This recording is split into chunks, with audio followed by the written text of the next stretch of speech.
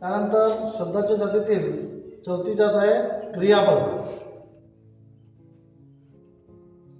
आता क्रियापद म्हणजे काय, तर वाक्याचा अर्थ पूर्ण करणारा क्रियावाचक शब्द. काय म्हणलो मी? क्रियावाचक शब्द, वाक्याचा अर्थ पूर्ण करणारा क्रियावाचक शब्द म्हणजेच क्रियापद. आता क्रियावाचक शब्द म्हणजे काय, तर जसं राम आंबा खातो, राम आंबा खातो, याच्यात खाणार क्रिया कशी चालू आहे? खाण्याची. क्रिया कशी चालू आहे? खाण्याची. मग हा सांगते कोण? खातो. म्हणजे यामुळे ही क्रिया समजत आहे की क्रिया कशाची चालू आहे. म्हणून वाक्यातील क्रियावाचक शब्द काय म्हणतो? क्रियावाचक शब्द. व वाक्याचा अर्थ म्हणजे क्रियापद. वाक्य कशाने पूर्ण होतो? क्रियापदाने. म्हणून वाक्याचा अर्थ पूर्ण करणारा क्रियावाचक शब्द म्हणजेच काय? क्रियापद. आता क्रियापदाचे प्रकार किती? तर क्रियापदाचे मूळ प्रकार आहेत दोन. क्रियापदाचे प्रकार किती आहेत? दोन. एक कोणता? सकर्मक आणि दुसरा अकर्मक. सकर्मक आणि अकर्मक. आता सकर्मक म्हणजे काय आणि अकर्मक म्हणजे काय? तर सकर्मक म्हणजे काय, तर ज्या वाक्यात कर्म असतो म्हणजे जे क्रियापद कर्मासहित असते त्याला म्हणतो सकर्मक. आणि कर्म ज्याच्यात नसेल त्याला म्हणतो अकर्मक. कर्म नाही तो अकर्मक, कर्म असेल तो सकर्मक. आता कर्म म्हणजे काय, तर यासाठी आपल्याला पाहायला लागेल की वाक्याची योग्य रचना काय, तर कर्ता कर्म क्रियापद. वाक्याची योग्य रचना काय आहे? कर्ता कर्म क्रियापद. मग वाक्यातील कर्ता म्हणजे काय, तर वाक्यातील कर्ता म्हणजे वाक्यात क्रिया करणारा. वाक्यात क्रिया करणारा कोण असतो? कर्ता. क्रिया करणारा कोण असतो? कर्ता. आणि कर्ता ज्याच्यावर क्रिया होते तो काय असतो? कर्म. म्हणजे क्रिया शोषणारा. क्रिया शोषणारा कोण असतो? कर्म. क्रिया शोषणारा कोण आहे? कर्म. आणि क्रिया वाक्य पूर्ण करणारा क्रियापद. क्रिया कोणती चालू आहे हे सांगणारा क्रियापद. आता क्रिया करता म्हणजे कसं आहे, जसं पहा राम आंबा खातो. राम आंबा खातो. आता क्रिया कोणती आहे? खाण्याची. क्रिया कोणती आहे? खाण्याची. आता जर वाक्यातील क्रियापद पाहायचा, कर्ता पाहायचा असेल तर आधी क्रिया कोणती चालू आहे? क्रियापद पाहायचा खातो. क्रियापदाच्या मूळ धातूला, मूळ धातू काय? खा.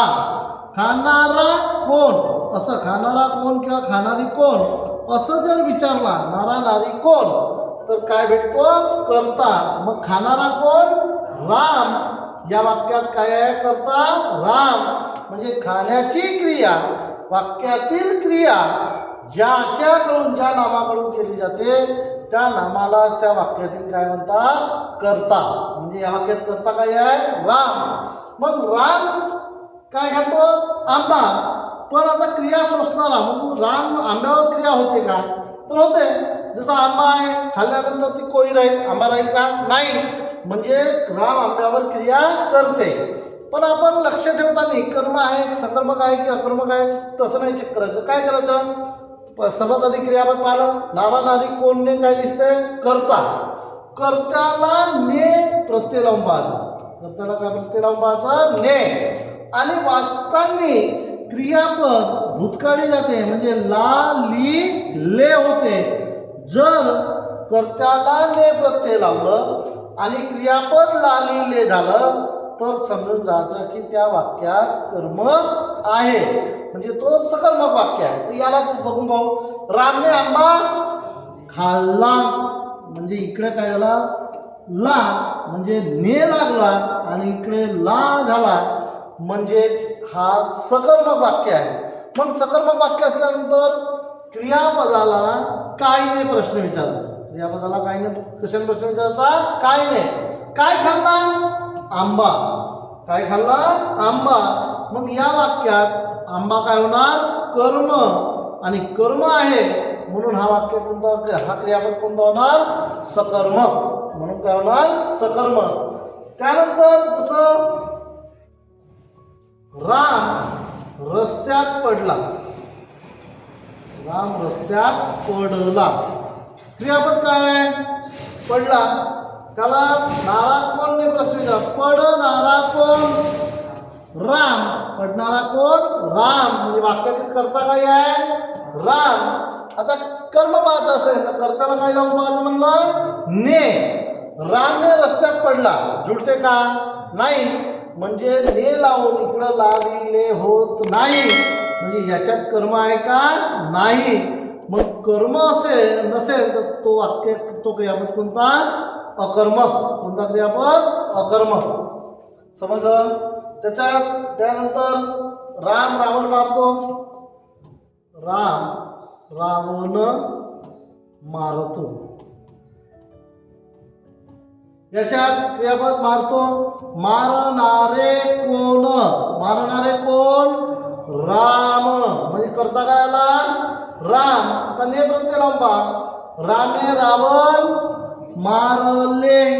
म्हणजे इकडं लालिले होते. कर्त्याला ने लावलं तर क्रियापद लालिले भूतकाळात जात असेल तेव्हा त्या ठिकाणी कर्म असतो. म्हणजे तो क्रियापद कोणता असतो? सकर्म. मग काय मारले? रावण. म्हणजे या ठिकाणी कर्म काय आहे? रावण. कर्म काय आहे? रावण. मला थंडी वाजते. वाजणारी थंडी. वाजणारी काय आहे? कर्ता काय आहे? थंडी. ने लावून पहा. मला थंडीने वाजवले. होईल का? नाही. मग हा काय येणार? सकर्म की अकर्म? अकर्म. काय येणार? अकर्म. त्याने आता घरी जावे. त्याने आता घरी जावे. त्याने आता घरी जावे. जाणारा तो. आता ऑलरेडी काय लागलाय? कर्त्याला ने. कर्त्याला ने लागला. इकडे लागलेली आहे का? मग ने लागून लालिले नसेल सकर्म की अकर्म? अकर्म. हा कोणता क्रियापद आहे? अकर्म. मग क्रियापदाचे मुख्य प्रकार विचारलं तर किती? 2. सकर्मक आणि अकर्मक. सकर्मक आणि अकर्मक.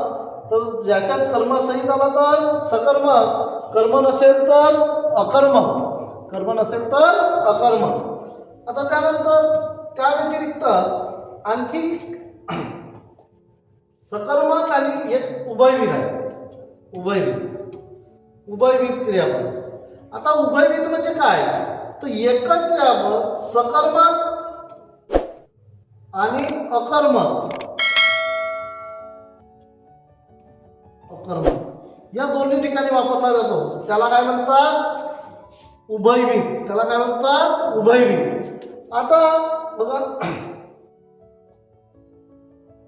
आता कसं जसं त्याने बोट कापले. दुसरं आहे त्याचे बोट कापले. या ठिकाणी क्रियापद काय? कापले. या ठिकाणी क्रियापद काय? कापले.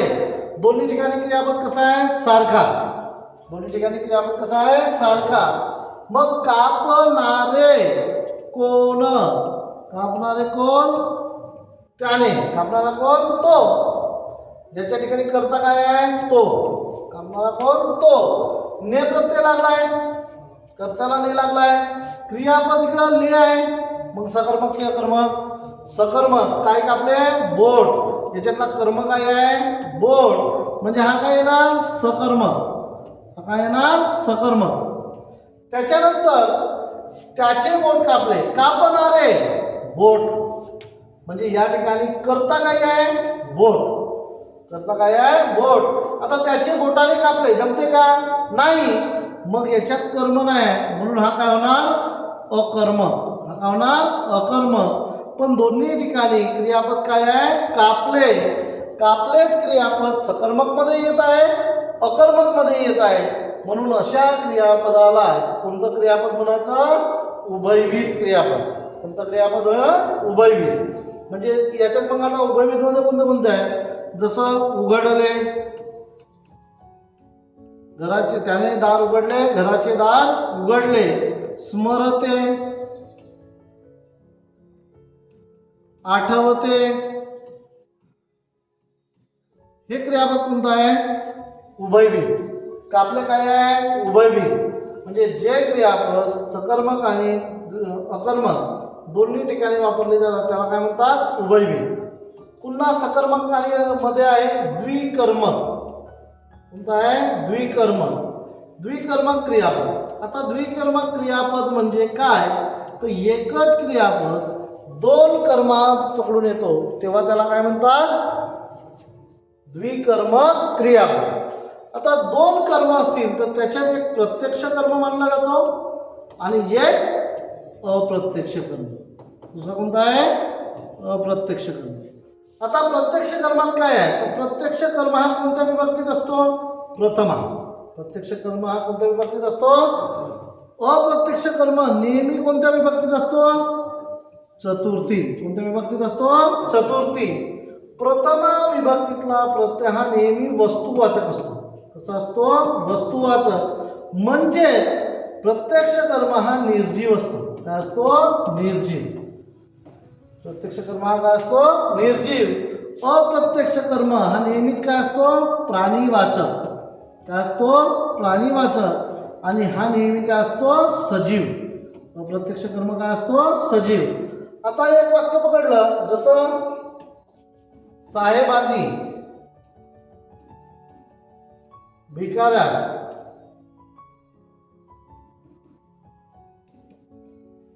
पैसे दिले. या ठिकाणी क्रियापद काय आहे? दिले. देणारे कोण?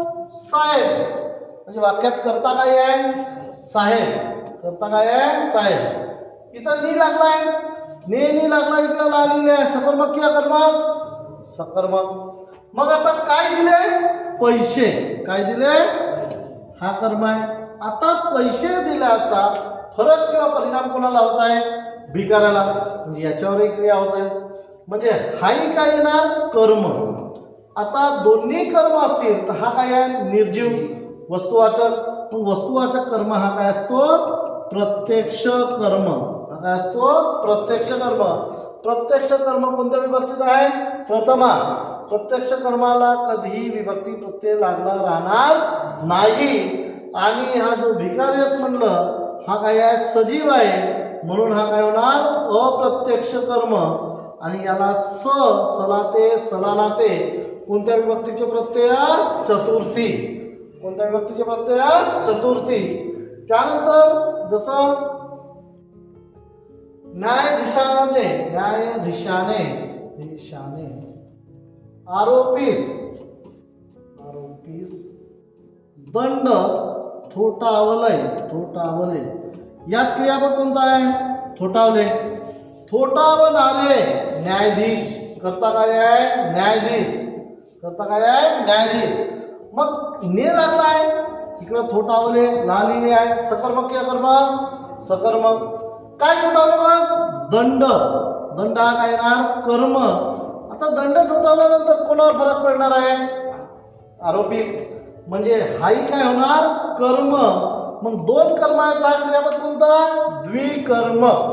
दोन कर्म असतील तर हा क्रियापद काय होणार? द्विकर्म. हा काय आहे? सजीव. म्हणून हा कोणता कर्म?